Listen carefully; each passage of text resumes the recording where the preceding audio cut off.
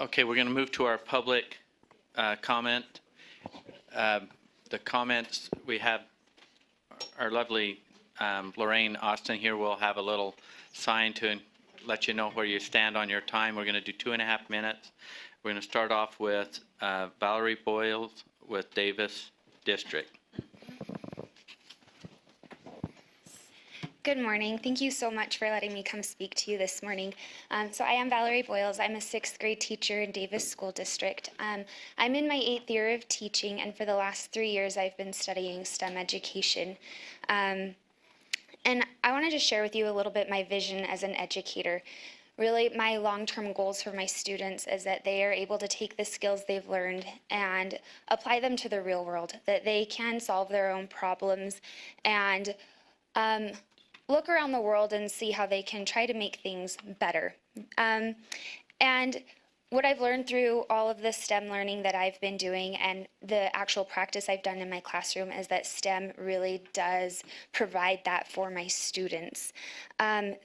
Through STEM education, I see so many benefits for my students. Their engagement in the classroom is so much higher because we're putting science in their hands and we're allowing them to be the scientists.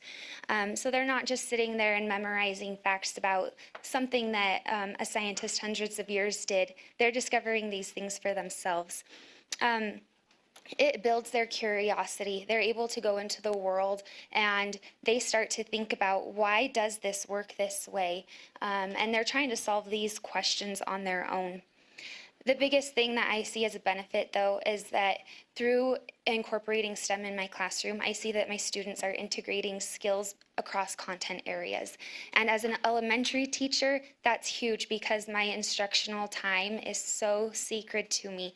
So whenever I can incorporate writing into science or math into science, thank you, that's what I want. And I see that they're starting to apply all of those skills outside of the classroom, and they're coming to me telling me what they're learning outside of the classroom, and they really are. It's promoting thinking, and that's what we want. I'm very fortunate that I have an administrator. My administrator is here with me today, and our Davis science specialist is here, and they have been so supportive, and Ricky Scott here at the state. We have amazing support, and so my dream would be for all teachers in Utah to be able to have the experiences that I've had from learning through Tyson and through Ricky and that support. And so I ask you as board members to see what we can do to encourage STEM education for the entire state because the benefits have been amazing. Thank you very much. Yep. Thank you. Next is Tiffany Midgley. Did I say it correctly? Yes, you did. Okay. Good morning. I'm Tiffany Midgley, principal of Windridge Elementary, where we are working on building a culture of thinking. Windridge is a place where we view our core work not as presenting curriculum to passive students, but instead is actively engaging our students with ideas and then uncovering and guiding their thinking about those ideas. Yesterday, 24 first graders crowded into my office, anxious to share their latest investigation. They were each wearing one of these bracelets. It's crafted from a pipe cleaner and several solar beads. They had just come from the playground where their curiosity was ignited as they wondered at the changing color of the beads when the beads were in the sunlight. Their teacher had asked them to observe what they saw, then scaffolded their questions with questions of her own. By the time this group arrived in my office, they were deep in the process of sense-making. They described their observations, shared their questions, and then one first grader said, I think I know what's happening. I know that colors come from the sun, and so when we put the beads in the sun, we can see the colors. Now that's a conversation that I know didn't end at the classroom door. I want you to imagine how different that scenario would have been had the teacher merely delivered information about how solar beads work and then provided a demonstration. I think nothing exciting enough to come to the principal's office about. Changing the way we teach and the way we ask students to learn has required a philosophical shift in my faculty. The 3D science model and the Utah Seed Standards have provided a supportive framework to our teachers as they make this shift. Teachers have become passionate about teaching this way because their students are more engaged and more empowered. The learning is deeper and the science work is robust. In our school, we see students on the playground, in the lunchroom, talking about the science work they're doing, questioning each other. We have teachers working on their STEM endorsements who are arguing in the office at night about who has the right answer to a math problem they're working on. These things are happening in our schools, and it's exciting. Our teachers are committed to this new curriculum, the SEED standards. Our parents and communities are demanding teaching and learning that prepares our students for the future, and our state science leaders are already supporting and driving the work forward. My kindergarten through 5th grade teachers are next in line, and they are asking for their turn to have the SEED standards in their hands. This tool is a framework that gives Utah educators the ability to impact not only science education, but also changing the way we teach and the way students learn in every content area. We would like to thank you for helping us promote curiosity, wonder, sense-making, and problem-solving in our schools. Thank you. Thank you. Next up is Heidi Matthews, UEA.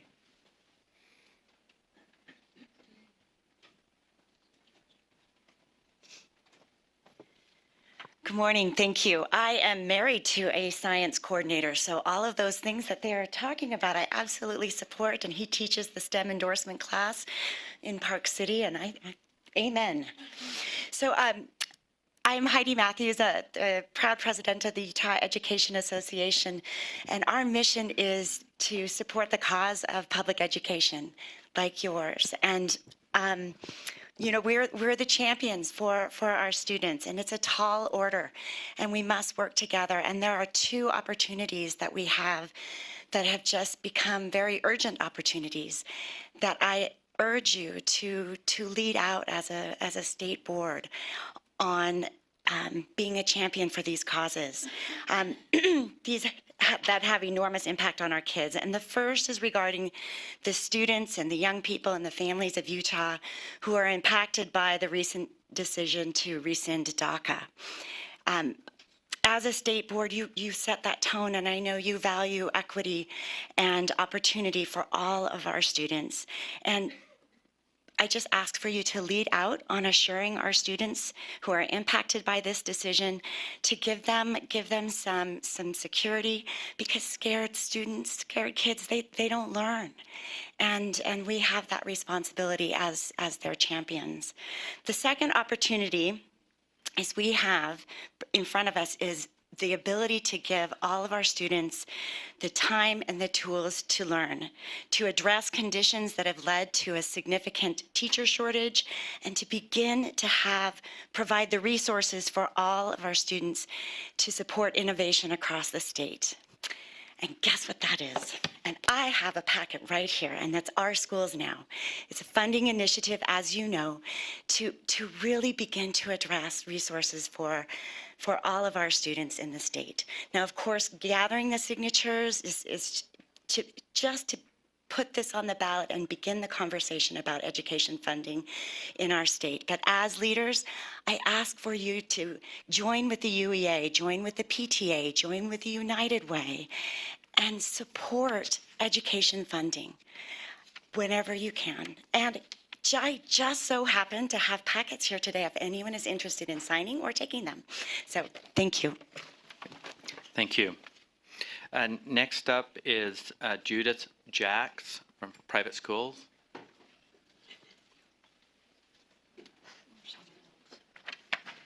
Go ahead, Lev. My name, no, Did I I'm get not that Judith. name right? My name is actually Dave Campbell. Judy couldn't be here today. I am representing NATSAP, or representing some private schools. I'm an education director at Provo Canyon School. Recently, well, one, I wanted to thank you for the time just for hearing us out. I wish to advocate for USBE licensed teachers who are teaching in Utah private schools. 2 specific concerns recently. The teacher licensing department sent a letter which was soon after retracted. The letter was sent with no prior notice, no prior discussion, nor any private school involvement that I was aware of. The letter called for the immediate discontinuance of the private school teachers being entered into Cactus, private school teachers qualifying for any type of alternative route to licensure, and also private schools' ability to request letters of authorization for underqualified teachers.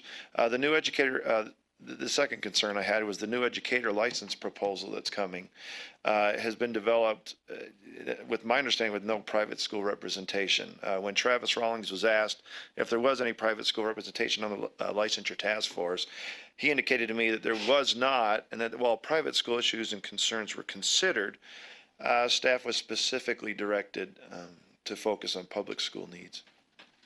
My hope is that that the USBE will, one, take into consideration the licensure of all of its teachers, private school and public, when creating the educator license structure. A teacher's license bears the Utah State Board of Education's name regardless of where that teacher teaches.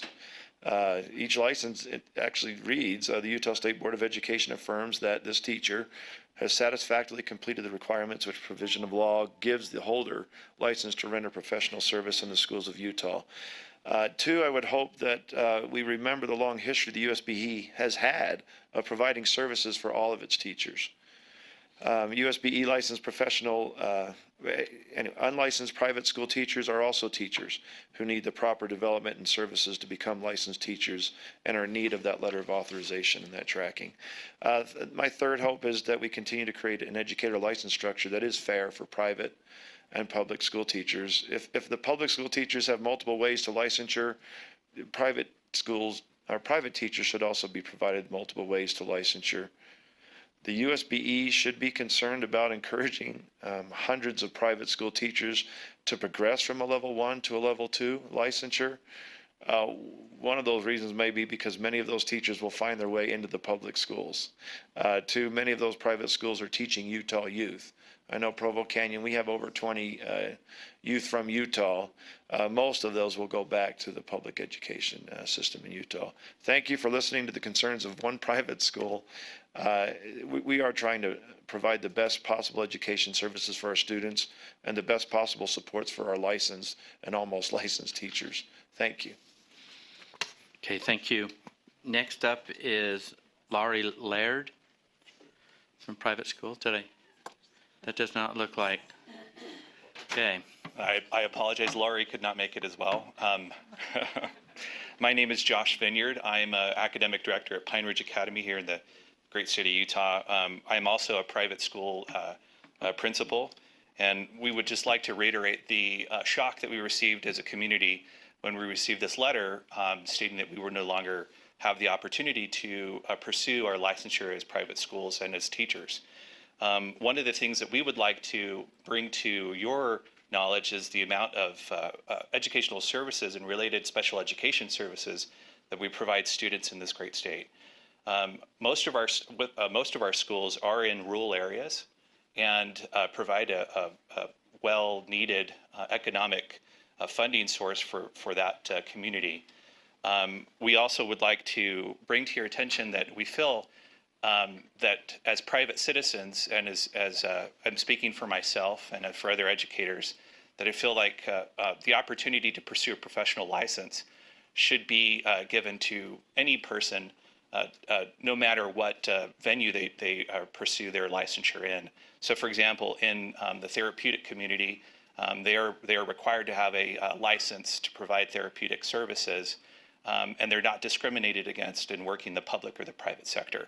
We feel like these licensure requirements should be also given to educators as well. That letter since has been rescinded, and we have been given the opportunity to pursue those alternative licensure routes, the letters of authorizations, as Dave explained. We are requesting that we be given an opportunity to represent a voice for these communities. And for our schools and in the official task force that makes these decisions. Thank you very much for your time. Thank you. This concludes. Hold it. Tyson Grover. I don't think he came. Oh. Did I skip Tyson? I apologize. Tyson Grover. Okay, thank you. Feelings were a little hurt. Board members, thank you for the opportunity to come speak to you today. In my role, I have the privilege of supporting, teaching, and listening to the needs of over 1,700 teachers in Davis School District as the K-12 Science Curriculum Supervisor for that organization. I've been the lead over the support and implementation of the new science engineering standards for 6th through 8th grades. And first off, I want to thank you for adopting those SEED standards and taking that leap. As you have heard, our teachers love the focus on wonder, sense making, and problem solving within that integrated environment. And they require our teachers to have kids collaborating, communicating, and thinking at deep, critical levels every single day. These are the key elements of a true STEM environment, and they're the skills needed for our students to succeed in the jobs of tomorrow and to grow our economy. Having these standards in 6th through 8th is a pretty big win for our students. However, we are missing the bigger opportunity here. If we truly want students to be prepared for the jobs of tomorrow, to take Utah's economy to new heights, and to make Utah a global leader in innovation, then we must support the development of a K-12 STEM framework. Schools cannot develop an integrated STEM culture utilizing isolated after-school clubs and programs. STEM must be integrated into everyday instruction to prepare students for the future, and I would urge you to move forward with the standards revision for K through 5 and 9 through 12. This will create a true K-12 STEM framework, allowing the development of STEM skills every day of a student's experience in the Utah education system. In order to facilitate standards changes in grades K through 5 and 9 through 12, teachers will definitely need support, training, lessons, materials, and resources. Over the last 2 years, we have brought together STEM leaders from all over the state in response to these teacher needs and created a free, adaptable, and open curriculum that's directly aligned to the SEED standards with every single resource that a teacher, parent, or student would need. This can be found at seedstorylines.org. Thousands of teachers across Utah are utilizing this free resource in order to bring STEM integration into grades 6 through 8 for their students. We are dedicated to completing this project for grades K through 5 and 9 through 12, and keeping it open to all teachers across Utah. We know teachers need the support in making this change, and we will definitely provide that for them. I have here to give to you a letter Yes, please proceed. Thank you. This is a letter with signatures from many of the STEM leaders across the state in support of changing the standards for grades K through 5 and 9 through 12, along with their commitment to supporting teachers going down this road. We all know that STEM education is better for student engagement, for teacher success, and for our economy. And it is time that we make it the expectation, not just for students in 6th through 8th grade, but for all students in all grades and all schools. Thank you. Thank you. I apologize missing you. Well, It's okay. come again. Okay, that concludes our public comment.